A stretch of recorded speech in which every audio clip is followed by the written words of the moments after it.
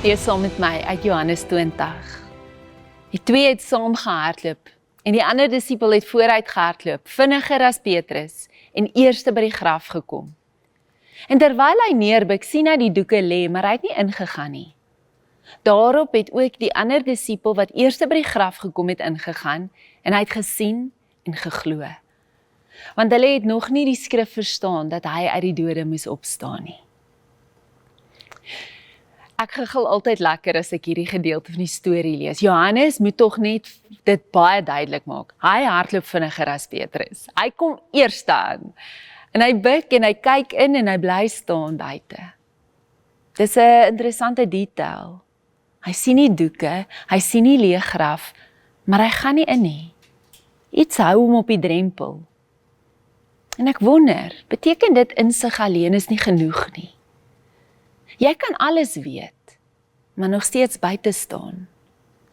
Ons ken hierdie toestand, die een waar jy intellektueel verstaan wat die evangelie sê, waar jy die taal van die geloof vloeiend praat, waar jy die antwoorde ken, maar waar jy nog nie volledig ingetree het nie.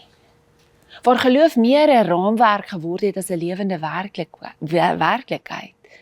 Jy's naby, maar naby is nie dieselfde as binne nie.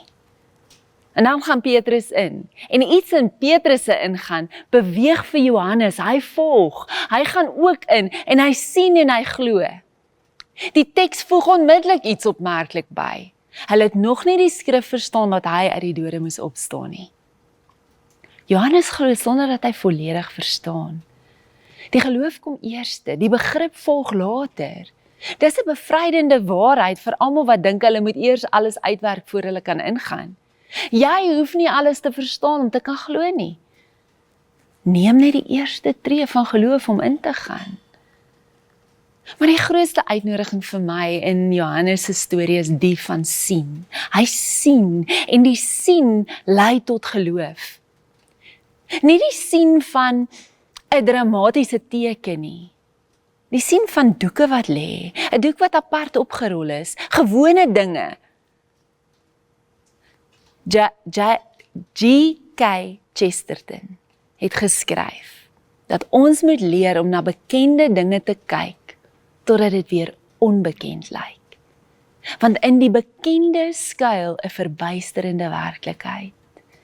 En dis die uitnodiging vir vandag. Kyk weer. Kyk na jou lewe, jou verhoudings, jou geskiedenis, jou storie, na die plekke waar God se teenwoordigheid so vertroud geword het, dat jy dit nie meer raak sien nie. Kyk tot jy die pelgrim Jesus sien wat reeds daar is. Die 3 mense in hierdie verhaal soek almal. Maar die verhaal eindig nie met hulle soeke nie. Dit eindig met Maria wat haar naam hoor, met Petrus wat 'n tweede kans ontvang, met Johannes wat ingaan en glo. Jesus, die pelgrim, het elkeen gevind in hulle smart, in hulle skaamte, in hulle onsekerheid. Hy soek jou ook. Die soeke het reeds begin. Nie van jou kant af nie, van syne. Here, leer my om weer te sien. Om te sien waar ek afgestomp geword het. Maak my oë oop. Waar ek op die drempel staan, gee my die moed om in te gaan. En waar ek soek sonder om te vind, laat ek onthou, U het my eerste begin soek. En U soek my nog steeds. Amen.